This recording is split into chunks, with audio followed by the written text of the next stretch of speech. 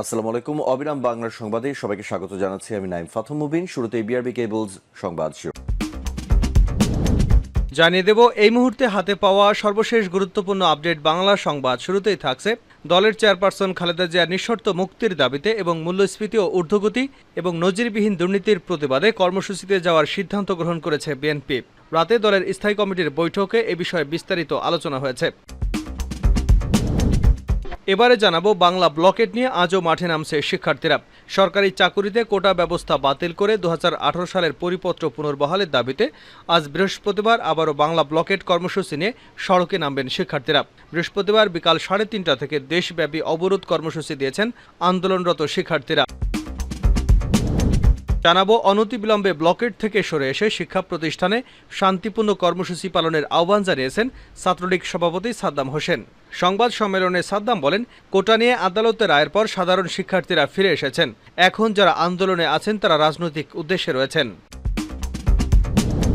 এবারে থাকছে বাংলাদেশকে কত টাকা আর্থিক সহায়তা দিচ্ছে চীন, জানালেন পররাষ্ট্রমন্ত্রী। চীনের প্রধানমন্ত্রী লি কিয়াং বাংলাদেশকে $1 বিলিয়ন আর্থিক সহায়তা দেওয়ার ঘোষণা দিয়েছেন বলে জানিয়েছেন পররাষ্ট্রমন্ত্রী হাসান মাহমুদ। জানিয়ে দেব আগস্টে চূড়ান্ত নিষ্পত্তি, ক্লাসে ফিরে যাও। আগস্টের প্রথম সপ্তাহে দেশের সর্বোচ্চ আদালতে চূড়ান্ত শুনানির মাধ্যমে নিষ্পত্তি হবে কোটা সংস্কারের দাবি। এ পর্যন্ত মানুষের দুর্ভোগ সৃষ্টি হতে পারে এমন কর্মসূচি বন্ধ করে আদালতের নির্দেশ মেনে শিক্ষার্থীদের ক্লাসে ফিরে যাওয়ার আহ্বান জানিয়েছেন আওয়ামী লীগের সাধারণ সম্পাদক এবং সড়ক পরিবহন ও সেতুমন্ত্রী ওবায়দুল কাদের। এবং সর্বশেষ জানাবো আন্তর্জাতিক সংবাদ। এবার জার্মানিতে যুদ্ধ প্রস্তুতি, দূরপাল্লার ক্ষেপণাস্ত্র পাঠাবে যুক্তরাষ্ট্র। দেশটিতে 2026 সাল থেকে দূরপাল্লার ক্ষেপণাস্ত্র মোতায়েন করবে ওয়াশিংটন। ভবিষ্যতে জার্মানিতে মোতায়েন করতে যাওয়া মার্কিন এসব দূরপাল্লার স্ট্রাইক সিস্টেমের মধ্যে রয়েছে MS-6, টমাহক এবং ভয়ঙ্কর সব হাইপারসনিক অস্ত্র। খবর আনন্দলু এজেন্সির। এতক্ষণ শিরোনাম শুনছিলেন, এবার বিস্তারিত। প্রিয় দর্শক, আপনি যদি এই চ্যানেলে নতুন হয়ে থাকেন, ভিডিওটি দেখতে দেখতে চ্যানেলটি সাবস্ক্রাইব করে আমাদের সঙ্গেই থাকুন। আর এই ভিডিও সম্পর্কে আপনি আপনার মূল্যবান মতামতটি কমেন্ট বক্সে জানিয়ে দিন। আর হ্যাঁ প্রিয় দর্শক, জানিয়ে দিন ভিডিওটি কোথা থেকে দেখছেন। খালেদা জিয়ার মুক্তি এবং দুর্নীতির প্রতিবাদে কর্মসূচিতে যাওয়ার সিদ্ধান্ত বিএনপির।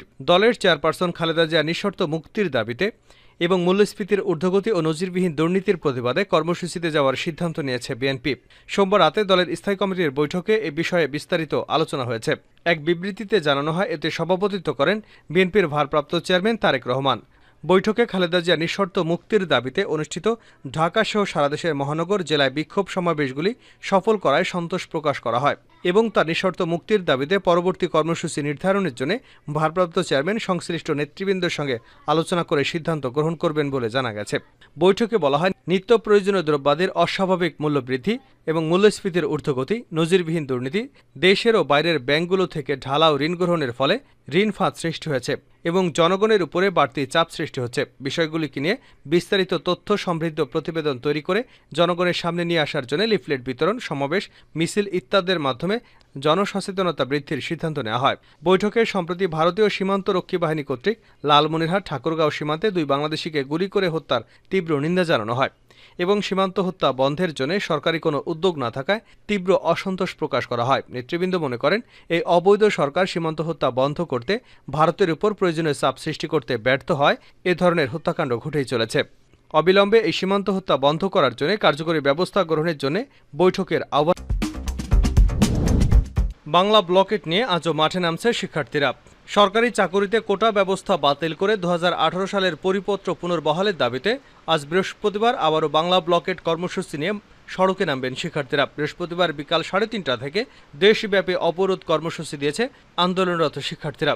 বুধবার সন্ধ্যায় শাহবাগে এ ঘোষণা দেন বৈষম্য বিরোধী ছাত্র আন্দোলনের অন্যতম সংগঠক ঢাবি শিক্ষার্থী আসিফ মাহমুদ। তিনি বলেন, বিকাল 3:30 থেকে দেশের আনাচে কানাচে বাংলা ব্লকেট অব্যাহত রাখবে। দেশের গুরুত্বপূর্ণ পয়েন্টগুলোতে ব্লকেট পালিত হবে। আসিফ মাহমুদ বলেন, আমরা নির্বাহী বিভাগকে বলতে চাই, অতি দ্রুত আমাদের দাবিটি মেনে নিন এবং যৌক্তিক সমাধান দিন, যাতে করে আমরা রাজপথ ছেড়ে পড়া টেবিলে ফিরে যেতে পারি আর জনদুর্ভোগের যেন সৃষ্টি না হয়। লাগাতার কর্মসূচির অংশ হিসেবে আজ বৈষম্য বিরোধী ছাত্র আন্দোলনের ব্যানারে ঢাকা বিশ্ববিদ্যালয় কেন্দ্রীয় গ্রন্থাগারের সামনে বিভিন্ন হলের শিক্ষার্থীরা জড়ো হয়ে বড় মিছিল নিয়ে ক্যাম্পাসের গুরুত্বপূর্ণ পয়েন্টগুলো প্রদক্ষিণ করে শাহবাগে গিয়ে শেষ করেন। পরে শাহবাগে অবরোধের জন্য প্রয়োজনীয় সংখ্যক শিক্ষার্থী অবস্থান করে সেখান থেকে আশপাশের এলাকায় কিছু কিছু শিক্ষার্থী চলে যান। ঢাকা বিশ্ববিদ্যালয় এলাকা এবং রাজধানীর অন্যান্য এলাকাসহ সারা দেশেই এই অবরোধ কর্মসূচি পালন করা হয়। পরে বিকাল 4:30টার দিকে অবরোধ ছেড়ে শাহবাগের দিকে ফিরে আসেন শিক্ষার্থীরা। 7:30টায় পরবর্তী কর্মসূচি ঘোষণা করে শাহবাগ ছাড়েন তারা। আন্দোলনকারীদের ব্লকেড থেকে সরে আসতে বলল ছাত্রলীগ। অনতিবিলম্বে ব্লকেড থেকে সরে এসে শিক্ষা প্রতিষ্ঠানে শান্তিপূর্ণ কর্মসূচি পালনের আহ্বান জানিয়েছেন ছাত্রলীগ সভাপতি সাদ্দাম হোসেন। বৃহস্পতিবার দুপুর 12:30টার দিকে সরকারি চাকুরিতে কোটা ব্যবস্থা বাতিল করে 2018 সালের পরিপত্র পুনর্বহালের দাবিতে চলমান আন্দোলনে সংবাদ সম্মেলনে এসব কথা বলেন তিনি। সংবাদ সম্মেলনে সাদ্দাম বলেন, কোটা নিয়ে আন্দোলনের রায়ের পর সাধারণ শিক্ষার্থীরা ফিরে এসেছে। এখন যারা আন্দোলনে আছে তাদের রাজনৈতিক উদ্দেশ্য রয়েছে। তিনি বলেন, কোটার যৌক্তিক সংস্কার এবং সামঞ্জস্যপূর্ণ সমাধান ছাত্রলীগও চায়। এছাড়া শান্তিপূর্ণভাবে যে কোনো সমস্যার সমাধানে বিশ্বাসী ছাত্রলীগ। সাদ্দাম হোসেন বলেন, প্রশাসনিক নিয়োগ প্রক্রিয়ার বিষয়টি বিচ্ছিন্ন কোনো আন্দোলনের মধ্য দিয়ে সুরাহা সুচিন্তিত নয়। কনস্ট্রাকটিভ পলিসির অ্যাডভোকেসির মাধ্যমে এটির সমাধান করা সম্ভব। আন্দোলনকে টেনে হিঁচড়ে এভাবে দীর্ঘায়িত করা উচিত নয় বলে মনে করেন তিনি। 2018 সালে সরকারের পরিপত্র আদালতের রায় এখনও বহাল। আইনি প্রক্রিয়ায় সমাধানের পথকে প্রশ্নবিদ্ধ করতে ভিন্ন পন্থা। বাংলাদেশকে কত টাকা আর্থিক সহায়তা দিচ্ছে চীন জানালেন পররাষ্ট্রমন্ত্রী। চীনের প্রধানমন্ত্রী লি কিয়াং বাংলাদেশকে $1 বিলিয়ন আর্থিক সহায়তা দেওয়ার ঘোষণা দিয়েছে বলে জানিয়েছেন পররাষ্ট্রমন্ত্রী হাসান মাহমুদ। বুধবার স্থানীয় সময় বেলা 11:15টায় বেইজিংয়ের গ্রেট হল অব দ্য পিপলে বাংলাদেশের প্রধানমন্ত্রী শেখ হাসিনা এবং চীনের প্রধানমন্ত্রী লি কিয়াংয়ের বৈঠকে এ ঘোষণা দেন চীনের প্রধানমন্ত্রী। বৈঠক শেষে বাংলাদেশের পররাষ্ট্রমন্ত্রী ডক্টর হাসান মাহমুদ সাংবাদিকদের জানান, বাংলাদেশের সঙ্গে সম্পর্ককে চীন সর্বোচ্চ গুরুত্ব দিয়েছে বলে জানিয়েছে দেশটির প্রধানমন্ত্রী। বাংলাদেশ ও চীনের সম্পর্ককে নতুন মাত্রায় নিয়ে যাওয়ার ইচ্ছা প্রকাশ করেছেন চীনের প্রধানমন্ত্রী। পররাষ্ট্রমন্ত্রী বলেন, সৌহার্দ্যপূর্ণ পরিবেশে বাংলাদেশ এবং চীনের মধ্যে সব বিষয়ে ফলপ্রসূ আলোচনা হয়েছে।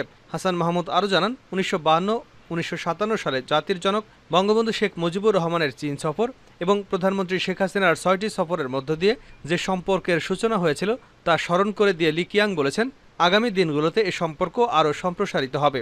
দুদেশের মধ্যে কূটনৈতিক সম্পর্কের 50 বছর পূর্তি উদযাপনে আগামী বছর বাংলাদেশ সফরের জন্য চীনের প্রেসিডেন্ট, প্রধানমন্ত্রী এবং অন্যদের আমন্ত্রণ জানিয়েছেন শেখ হাসিনা। কূটনৈতিক সম্পর্কের সুবর্ণ জয়ন্তী যথাযথভাবে উদযাপনের পর দুই নেতাই গুরুত্বারোপ করেন। রোহিঙ্গা সমস্যার সমাধানে চীনের সহযোগিতা কামনা করেন প্রধানমন্ত্রী শেখ হাসিনা। এছাড়া তিনি চীনের সঙ্গে বাণিজ্য ব্যবধান কমানোর উপর গুরুত্বারোপ করেন। জবাবে চীন আরও বাংলাদেশি পণ্য আমদানির কথা বলেন দেশটির প্রধানমন্ত্রী। এ সময় চীনের প্রধানমন্ত্রীকে চামড়াজাত পণ্য, পাটজাত পণ্য, ঔষধ পণ্য এবং সিরামিক পণ্য আমদানির অনুরোধ জানান শেখ হাসিনা। বিশ্ব শান্তি প্রতিষ্ঠা এবং বিশ্বজুড়ে মানবতার সমুন্নত রাখতে একসঙ্গে কাজ করতে সম্মত হয়েছে দুই দেশ। চীনা বিনিয়োগকারীদের জন্য বাংলাদেশ একটি রপ্তানি প্রক্রিয়াজাতকরণ অঞ্চল বরাদ্দ করেছে উল্লেখ করে প্রধানমন্ত্রী 100টিরও বিশেষ অর্থনৈতিক অঞ্চল আরও চীনা বিনিয়োগের আমন্ত্রণ জানিয়েছেন। এছাড়া ব্রিক্সে যে কোনো ফরম্যাটে বাংলাদেশের অন্তর্ভুক্তির কথা উল্লেখ করেন প্রধানমন্ত্রী শেখ হাসিনা। এই